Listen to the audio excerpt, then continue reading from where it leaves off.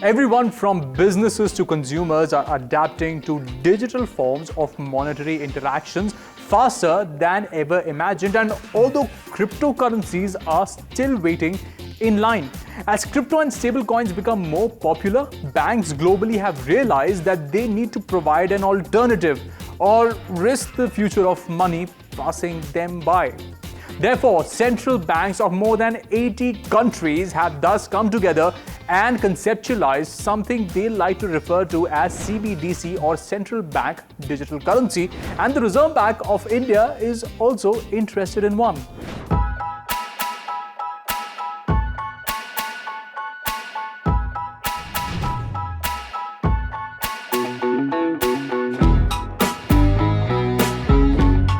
The CBDC is nothing but virtual money backed and issued by a central bank. लेकिन इस episode में हम जानने की कोशिश करेंगे कि CBDC के जरिए बैंक्स किस तरह क्रिप्टो का सामना करेगी और इन दोनों में कुछ समानताएं हैं कि नहीं।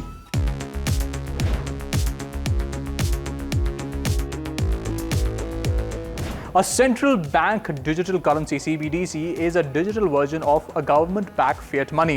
This type of digital currency is issued by a central bank and tied to the country's national currency. CBDCs are more similar to stablecoins, which are cryptocurrencies that are pegged to fiat money and attempt to maintain the same value. The main difference is that the world's governments issue CBDCs. A lot of countries are researching and developing CBDCs. Some are inactive or cancelled projects, while others have already launched their digital currencies. CBDCs may affect the crypto market, so you need to understand them. जिस तरह बहुत देश अपने CBDCs पर काम कर रहे हैं, इनके बीच कुछ फर्क होना लाजमी है, लेकिन ये सारे एक ही मॉडल पर काम करते हैं।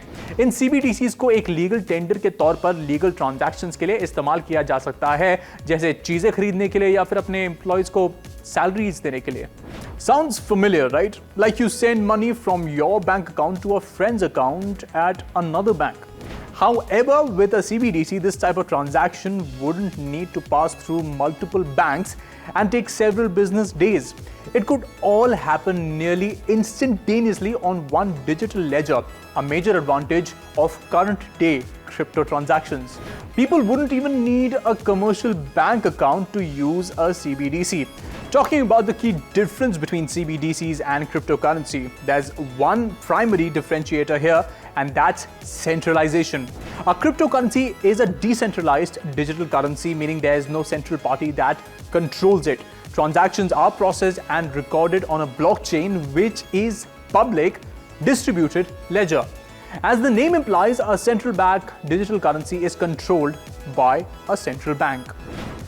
Do CBDCs play any role in crypto regulation, and how do you see the future of CBDCs in India? The cryptocurrency and official digital currency bill will have a significant impact on crypto regulation in India. It will not only set the ball rolling for how the custody of digital assets or digital currencies will take place in India, the role of intermediaries, and how the entire ecosystem involving banks, payment gateways, payment entities, and bodies involved in crypto ecosystem will be impacted. Will be another significant thing to watch out for in the coming months and coming years. So the central bank digital currency is one important aspect, or in fact one important agenda of the Reserve Bank of India. And in some of the press releases, they have made it open that they are pursuing a wholesale CBDC first rather than the retail CBDC, because retail is going to be much more complex, and India already has a robust retail payment ecosystem. So a retail CBDC may or may not be needed at this point in time, but a wholesale CBDC for interbank settlements and especially for cross-border payments is a great use case, and CBDCs in India have a bright future. Cryptocurrency also provides much greater privacy than CBDCs. Transactions are sent and received through wallet addresses, and it's possible to retain some degree of anonymity. Certain types of cryptocurrency are even thought to be untraceable. With a CBDC, the central bank will have a record of user and their transactions.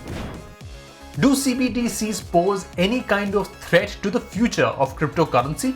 So central bank digital currencies, they do not pose significant threat to cryptocurrencies. In fact, central bank digital currencies and cryptocurrencies and stable coins, they all need to coexist in the entire digital asset ecosystem.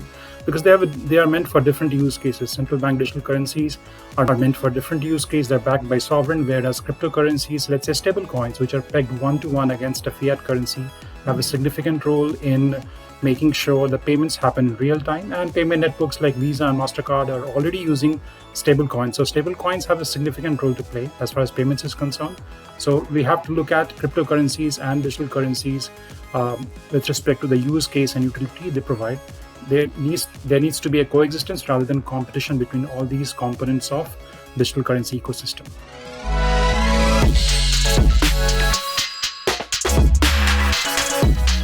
This week began with Moxie Marlinspike, the CEO of encrypted social networking platform Signal, detailing his first impression of the next gen of the internet, dubbed Web 3.0.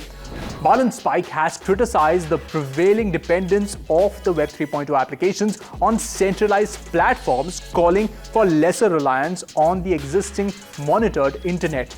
यही नहीं, Meta जिसे हम पहले Facebook के नाम से जानते थे, एप्पल और माइक्रोसॉफ्ट से टेक वर्कर्स को हायर कर रहा है अपनी ऑगमेंटेड रियलिटी डिवीजन के लिए, क्योंकि एआर आने वाले दिनों में मेटा के लिए बहुत ही महत्वपूर्ण होने वाला है.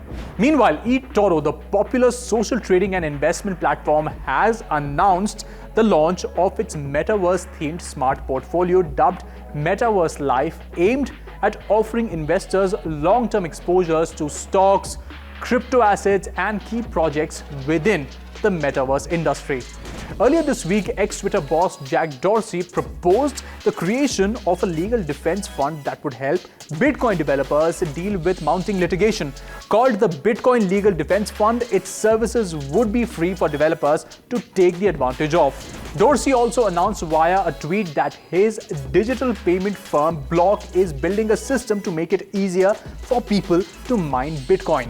Elsewhere, a class action lawsuit was also filed in California in the United States, naming several high-profile celebrities, including reality TV star Kim Kardashian, American boxer Floyd Mayweather, and NBA player Paul Pierce, among others.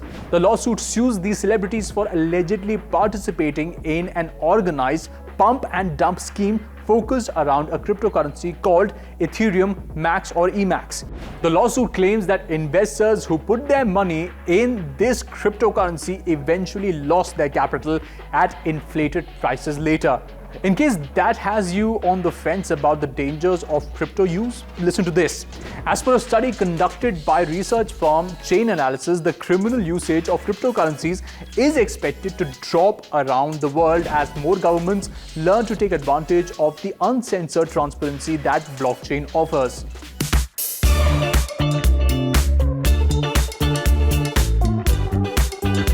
The crypto market crashed even harder this past weekend, shaving almost $500 billion from the global market cap in 24 hours between last Friday and Saturday. Bitcoin and Ether sank to prices not seen since summer last year. Aggressive monetary policy signals from the US Federal Reserve and the threat of an outright mining and trading ban in Russia have whipsawed digital coins.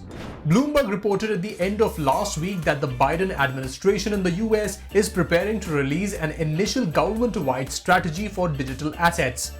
According to the publication, senior officials have held multiple meetings around the plan and it will be implemented as an executive order. Over the past 7 trading days, Bitcoin has improved its value since the double-digit weekend crash, but has shed around 13% of its value compared with some 25% of Ether. Solana's SOL and DeFi play Avalanche AVAX token have fallen 30% or more. The wipeout in meme coins is sharp too. Dogecoin is down by 13% over a similar period, while Shiba Inu is off 25% according to CoinGecko data.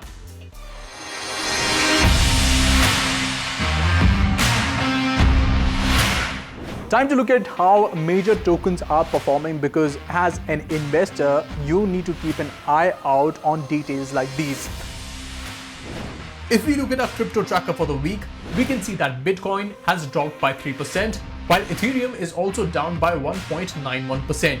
Cardano has been doing slightly better with a 0.76% rise in the last 24 hours, while Tether has dropped by 0.25%.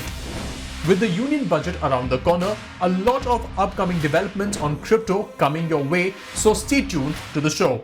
That's it for Crypto Unfiltered this week. If you have any questions regarding cryptocurrency or any jargon that you don't understand, send them across to us on our Twitter and Facebook pages and we'll have an expert answer them for you. This is Cyrus signing off with the promise that I will be back with more crypto next week. See you soon.